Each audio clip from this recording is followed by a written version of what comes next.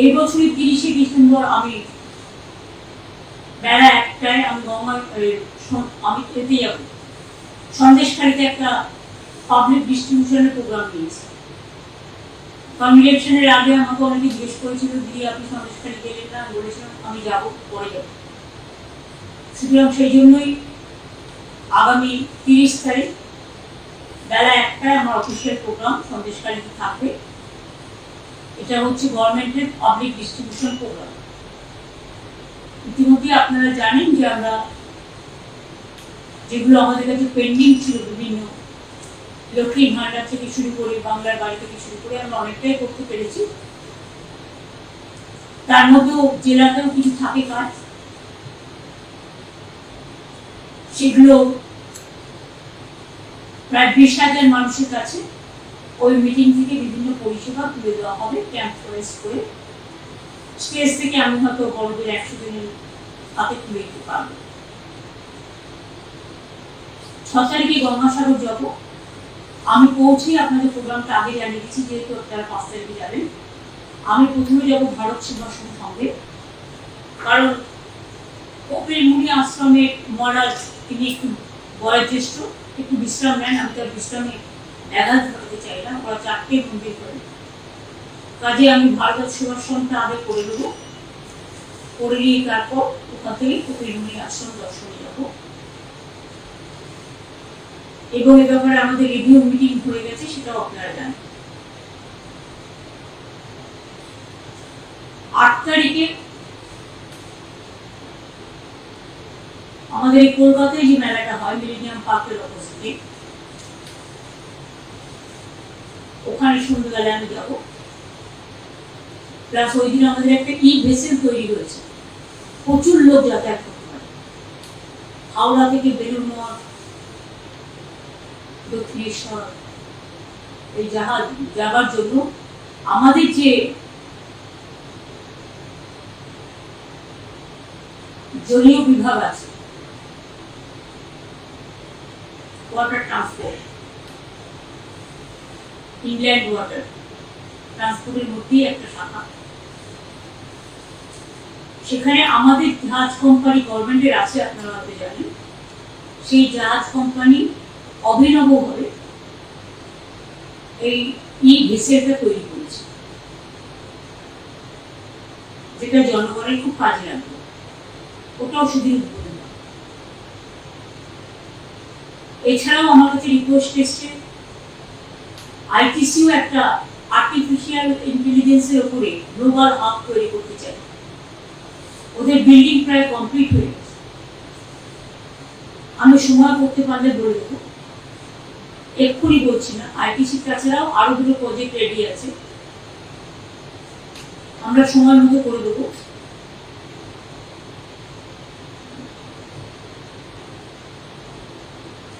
এছাড়াও আপনারা তো জানেন 13 তারিখ থেকে সবাই চলে যাবে গঙ্গাসাগর মেলার জন্য। কারণ 14-15 যে পুণ্য স্নান আছে তার ডিটেলস আপনাদের সাথে নিয়ে আলোচনা করে নিয়েছি আগে, এগুলো অলরেডি বলাও হয়েছে। সুতরাং এই ইনফরমেশন গুলো আপনাদের পাঠান করলাম।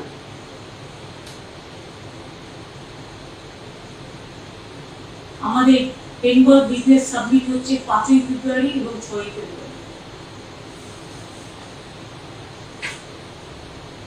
একটা বড় প্রোগ্রাম।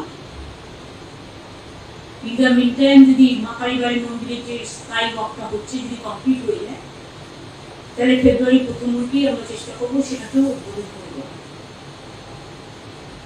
আর জগন্নাথ ধাম তো আপনাদের আমি ডেট জানিয়ে দিয়েছি, 29 তারিখে পুজো হবে, শুরু হবে, উদ্বোধন হবে 30 তারিখ। আপনারা যারা যাবেন আগের থেকে কিন্তু বুকিং গুলোর ব্যবস্থা করতে হবে। কৃষিজাকে বলবো দেখে রাখতে, কারণ সেই সময় হয়তো বুকিং নাও করতে পারেন, একটা রাস্তা না হয়। যতদূর ধারণা ভালো হোক, যত ভালো হবে তত ভালো। এছাড়া জানুয়ারি মাসে 28 তারিখে সম্ভবত বই মেলা আছে কলকাতা ইন্টারন্যাশনাল বুক ফেয়ার। নানা রকম মেলা গ্রামে গঞ্জে চলছে। পৌষ মেলা থেকে বিভিন্ন জেলায় বই মেলা, সরস মেলা থেকে শুরু করেছে হেলথ গ্রুপের নানা রকম মেলা, কৃষি মেলা, পিঠে পুলির মেলা, নানা রকম মেলা। দুর্গাপুজোকে কেন্দ্র করে যেমন একটা বড় মানুষের ইনকাম জেনারেশন হয়, তেমনি মনে রাখবেন এই বড়দিন থেকে শুরু করে জানুয়ারি মাসটা পুরো নানা রকম মেলা হয়। এতে প্রচুর মানুষ কেনাকাটা করে। গ্রামের যারা আর্টিজেন্স, সেলফ হেল্প গ্রুপ, তারা যে সমস্ত হাতে জিনিস তৈরি করে, মেশিন দিয়ে করে, সেগুলো তারা ভালো করে তাদের ইনকাম জেনারেশন হয়। এটা একটা সুবিধে। আমাদের সবই উৎসবে যখন ঈদ হয়, আপনারা জানেন ফলমূল বিক্রি কেনাকাটা বেড়ে যায়, তার কারণ সেই সময়টা রমজান মাস চলে। প্রত্যেকটা উৎসবকে কেন্দ্র করে আমাদের কিছু না কিছু ব্যবসাও বৃদ্ধি হয়, যেগুলো দেখতে ছোট মনে হবে, কিন্তু মনে রাখবেন একটা দোকানদারের ইনকামও কিন্তু বড়। দোকানদারের কিন্তু পিলার অফ দা ইকোনমি, কারণ সেখানেই কিন্তু খুচরো বাজার থেকে শুরু করে যে দোকানদার, বড় বাজার যেমন আছে, ছোট বাজারও আছে। আজও পাড়ায় পাড়ায় মুদির দোকানগুলো আছে, মিষ্টির দোকানগুলো আছে, অন্যান্য দোকান হচ্ছে। সুতরাং এটা কিন্তু বাড়ছে। এগুলো বলা। আর মিষ্টি হাব, যেটা আমরা মিষ্টি, আপনারা জানেন একটা মিষ্টি ব্যবসায়ীদের জন্য একটা প্রোগ্রাম হয়েছিল, আমি নিজে গিয়ে উদ্বোধন করে দিয়েছিলাম। এবার তারা করছে দীঘায় 7, 8, 9 সম্ভবত জানুয়ারিতে। আমি ওখানে ডক্টর মানবপ্রিয়া অফিস ওদের যেতে বলেছি।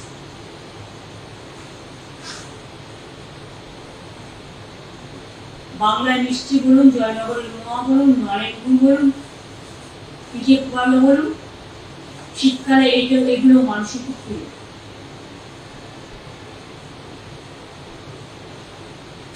এছাড়াও আজকে ক্যাবিনেটে কয়েকটা আমরা প্রিন্সিপাল ডিসিশন নিয়েছি। আলিপুর চিড়িয়াখানার ঠিক অপোজিটে, আগে আপনারা দেখতেন আলিপুর চিড়িয়াখানায় মাত্র একটা দরজা ছিল বেরোবার, একটা ঢোকা, কিন্তু আমাদের সরকার আসার পরে প্রায় 12টা আমরা গেট করে দিয়েছি, ঢোকার বেরোবার। তারপরে ওখানে একটা রোডওয়ে ব্রিজ যেটা বলা হয়, সেটাও করে দেওয়া হয়েছে। এবং কালকে প্রায় লক্ষাধিকের উপর মানুষ চিড়িয়াখানে এসেছে। আজকেও আমি যখন বাড়ি থেকে আসছিলাম দেখলাম প্রচন্ড ভিড়। সব জায়গাতেই মানুষ যান, কারণ বাংলার মানুষরা একটু ভ্রমণ ভালোবাসে, বাচ্চাদের নিয়ে একটু বেড়াতে যাওয়া, দেখতে যাওয়া, এটা পছন্দ করে। সুতরাং এই হিসেবে বিভিন্ন জায়গায় এখন লক্ষ লক্ষ মানুষের সমাগম হচ্ছে, এটাও একটা বড় ব্যাপার। মানুষ এই দিনগুলোকে খুব ভালোভাবে কাটানোর চেষ্টা করে। এবং এই আলিপুর চিড়িয়াখানার অপোজিটে একটা জায়গা আছে, ওখানে একটা ছোট্ট অ্যাকোয়ারিয়াম ছিল, অনেক দিয়ে পুরনো, এবং অ্যানিম্যাল হাজবেন্ডারি, পশু চিকিৎসার একটা ছোট্ট জায়গা ছিল, কিন্তু বাকিটা টোটালটাই আনইউজ ছিল। ওই জায়গাটায় আমরা একটা বিরাট বিগ বাজার করতে যাচ্ছি। ল্যান্ডটা জাস্ট আমরা জাস্ট ইন প্রিন্সিপাল এগ্রিড করেছি ওই জায়গাটা, কিন্তু যেই করুক যাই করুক ওখানে একটা ছোট্ট অ্যাকোয়ারিয়াম থাকবে, আর পশু হসপিটালটা বা চিড়িয়াখানা জুয়ের জায়গায় ওরা করে নেবে। সুতরাং এখানে কোনো অসুবিধা হবে না, সব ডিপার্টমেন্ট কথা বলেই সিদ্ধান্ত নিয়েছে। দুই হচ্ছে, আপনারা অনেকেই জানেন না, আলিপুর মিউজিয়ামের অপোজিটে একটা জায়গা ছিল, সেখানে একটা বিরাট কাঠামো তৈরি হচ্ছে, যেটা লেদারের ব্যাগ, আমাদের সব লেদার ইন্ডাস্ট্রিতে বিরাট 5 লক্ষ লোক কাজ করে, এবং সারা ভারতবর্ষে যত লেদার হাব সব কিন্তু এখানে এসে গেছে। ফলে আমাদের লোকেরাই কিন্তু সমস্ত থেকে শুরু করে জুতো থেকে শুরু করে চামড়া বিভিন্ন দেশে এক্সপোর্ট করে, কিন্তু এটা তো বাংলার অনেক মানুষ পায় না হাতের কাছে, তাদের নানা রকম ব্র্যান্ডে কিনতে হয়।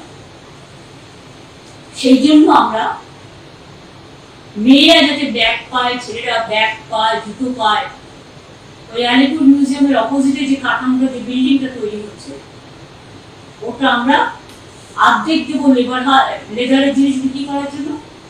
ঘরের সামনে মানুষ পেয়ে যাবে, মেয়েরা খুশি হবেন, ছেলেরাও খুশি হবেন। মেয়েদেরও যখন চামড়া জিনিস কাজে লাগে, ছেলেদেরও লাগে। আর অর্ধেকটা আমরা করবো বাংলার শাড়ি, অর্থাৎ তাঁতিদের তৈরি সব জেলা থেকেই কিছু না কিছু আসবে, যা ঘরের কাছে মানুষ পেয়ে যাবে। সেটাও হচ্ছে। এই ধরনের অনেকগুলো জায়গাতেই অনেকগুলো জিনিস তৈরি হচ্ছে।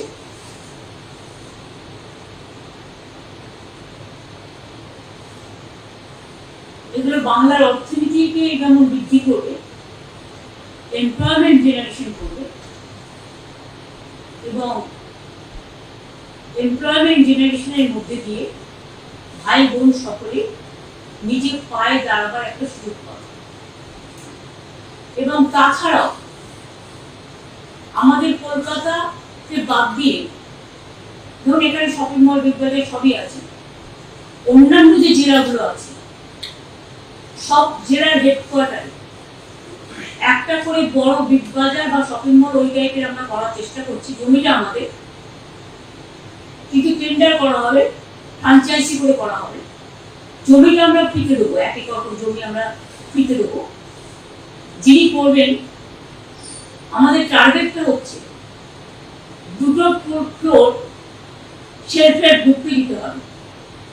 যে জেলায় লোকাল সেলফ হেল্প গ্রুপ, তারা বিভিন্ন জিনিস উৎপাদন করেন, কিন্তু তারা মেলা টেলা ছাড়া সারা বছর বিক্রি করার জায়গা পান না, তাদের কথা ভেবে এটা করা হচ্ছে। অর্থাৎ 2টো ফ্লোর থাকবে সেলফ হেল্প গ্রুপে বা আর্টিজানদের জন্য, জিনিসপত্র বিক্রি করার জন্য। বাদ বাকি যে জায়গাটা হবে, সেটা 2টো ফ্লোর হতে পারে, 3টে ফ্লোর হতে পারে। নিচে কার পার্কিং থাকবে, ওপরে একটা সিনেমা হলের ব্যবস্থা থাকবে, কারণ অনেকেই জেলায় সিনেমা দেখতে ভালোবাসে, কিন্তু তাদের হল নেই। এতে আমাদের টলিউডও অনেকটা উপকৃত হবে, শিল্পীরাও হবে। তাতে একটা কমিউনিটি হলও থাকবে, চা কফি রেস্টুরেন্টের মতোই সেগুলোও থাকবে। প্লাস তারা যে বিজনেস করতে চায় সেটা তারা করতে পারে, যেগুলো বাজার শপিং মলে পাওয়া যায়। তাই জেলায় জেলায় হেডকোয়ার্টারে একটা হয়ে গেলে খুব ভালো হবে। কারণ আমি এই শিক্ষাগুলো বাচ্চাদের থেকে নিই, পথ চলতে চলতে। আমার মনে আছে, আমি একদিন বাঁকুড়া টাউন দিয়ে আসছিলাম, একটি ছেলে দৌড়তে দৌড়তে আমার কাছে এলো, আমার হাতে একটা কাগজ দিল। আমি কাগজটা পড়ে দেখলাম, তাতে লেখা আছে, দিদি আমাদের এখানে একটা শপিং মল হবে না? তখন থেকে এটা আমার মাথায় কাজ করছে। তাই জমি আমাদের অলরেডি সিলেক্টেড হয়ে গেছে। এখন যারা করবেন তাদের জন্য বাদবাকি আইনত প্রসেস মেনেই করা হবে, যাতে জেলাতেও ইনকাম এবং মানুষের বিভিন্ন জায়গায় যাওয়ার একটা সুযোগ থাকে। কারণ প্রত্যেকটা জেলায় মনে রাখবেন তার নিজস্ব ভান্ডারে সমৃদ্ধ, নিজস্বতায় সমৃদ্ধ। এই যে বিষ্ণুপুরে যে গানের মেলা হয়, বিষ্ণুপুরে যে উৎসব হয়, ইন্দ্রনীলকে পাঠিয়েছিলেন টুরিজম ডেভেলপমেন্ট মিশন। একদিকে পৌষ মেলা হচ্ছে, দেখুন তো কত লোক যাচ্ছে, প্রচুর মানুষ কেনাকাটা করে, টুরিস্টরা যায়। দার্জিলিং এ গিয়ে দেখুন জায়গা পাবেন, কালিম্পংও তাই, কার্শিয়াংও তাই, মিরিকও তাই, জঙ্গলেও তাই। জঙ্গল, পাহাড়, নদী, এটা নিয়ে কিন্তু বাংলা, সবটাই আমাদের বাংলায় আছে। কাজে আমি সবাইকে বলবো, শীতকাল, রাস্তায় একটু কুয়াশা থাকে, কুয়াশার সময় নাইট ট্রাভেলটা এড়িয়ে যাওয়া ভালো। অনেক সময় ড্রাইভাররা ঘুমিয়ে পড়ে, অনেক সময় আবার কুয়াশায় রাস্তা দেখা যায় না, ফলে অ্যাক্সিডেন্টের রেটটা বেড়ে যায় এই সময়টা।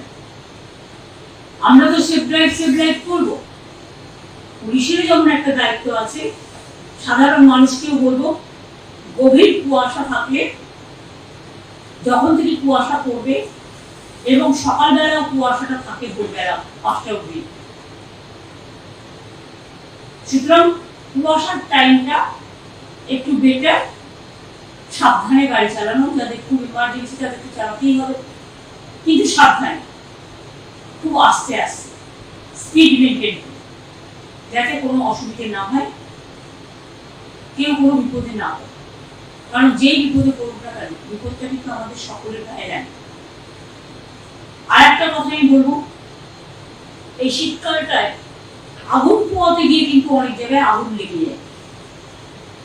এটা যে ইচ্ছাকৃত সেটা আমি বলবো না, কিন্তু যারা বিভিন্ন বস্তিতে থাকে, বিভিন্ন এলাকায় থাকেন,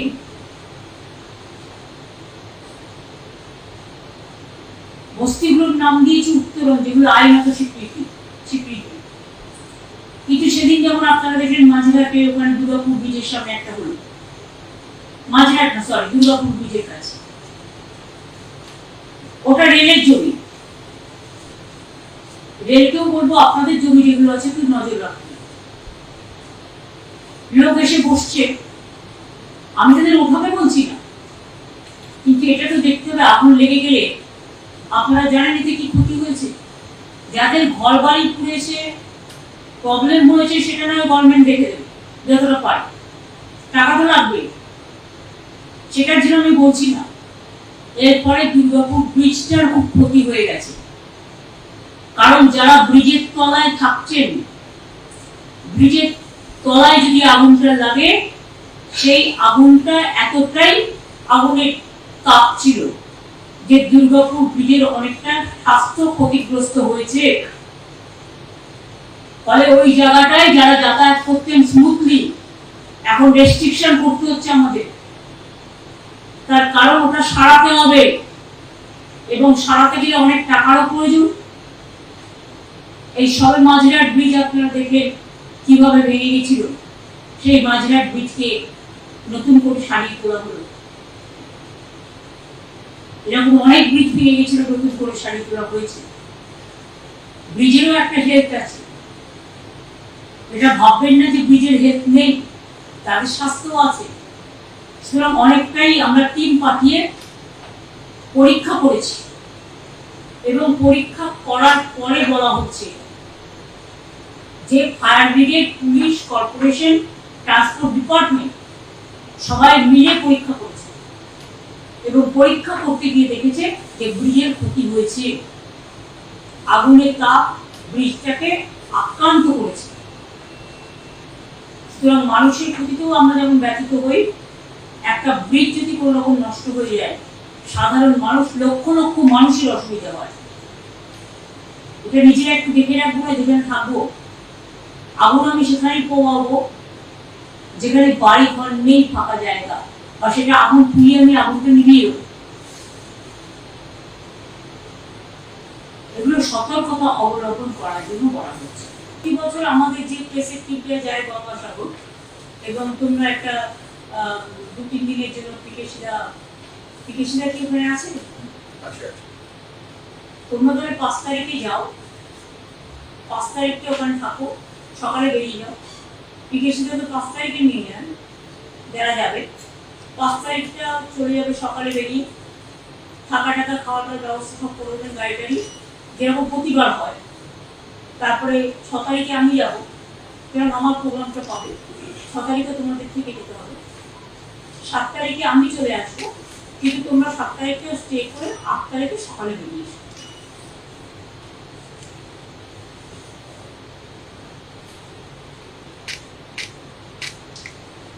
কারণ প্রতি বছরই তোমাদের যাওয়া হয়, গঙ্গাসাগর মেলা উপলক্ষে তোমরা মেলাটাও কভার করতে পারো,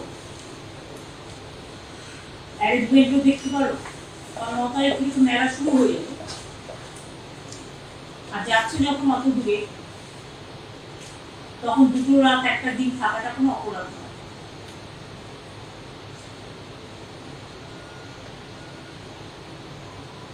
এটা একটা বলার ছিল না। দুই হচ্ছে সংবাদ মাধ্যমের মাধ্যমে আমি আপনাদের সহ সকল নাগরিকবৃন্দকে আমাদের হ্যাপি নিউ ইয়ার জানাচ্ছি। আপনারা সকলে ভালো থাকুন, সুস্থ থাকুন, সুন্দর থাকুন। হ্যাপি নিউ ইয়ারের প্রোগ্রাম এখন থেকেই আমরা অ্যানাউন্স করেছি।